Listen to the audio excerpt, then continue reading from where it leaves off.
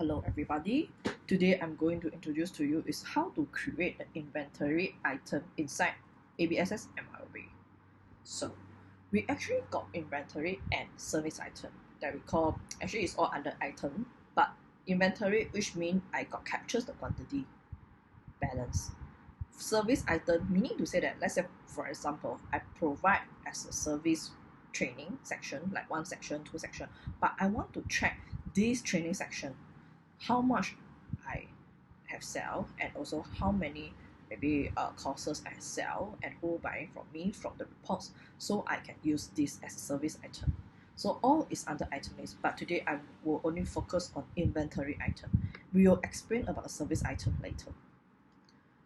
Inventory, go to inventory, go to item list and create a new one. For example, I want to sell iPhone 12, okay, and dash maybe 512 GB and dash red color button, and this is the iPhone 12 512 GB and with red color. Okay, so I buy this item, I sell this item, I inventory this item. So I buy this item, go to my cost of sales. Let's say it's cost of sale, mobile phone. I sell this item, go to income, mobile phone. I inventory this item, go to my inventory account, mobile phone. For this chart of accounts, right, it depends how you create a chart of account. It's how you setting. Some of my customers, right, they only just call it purchase, sales, and inventory. They didn't break down to so details like what mobile phone, equipment, maybe the software, so and so. No, just purely call it sales and purchase and inventory. So this is optional to you. So after that, you can go to item detail. Let's say you got more description you want to type in. For example, the capacity, maybe I put storage. I want 2 GB and also color, red, and maybe warranty period 12 months. I can put all this further so-called more information at this page. Remember, tick this, because if you didn't tick this, use item description or sale and purchase, it will take this field when you enter your sales and purchase.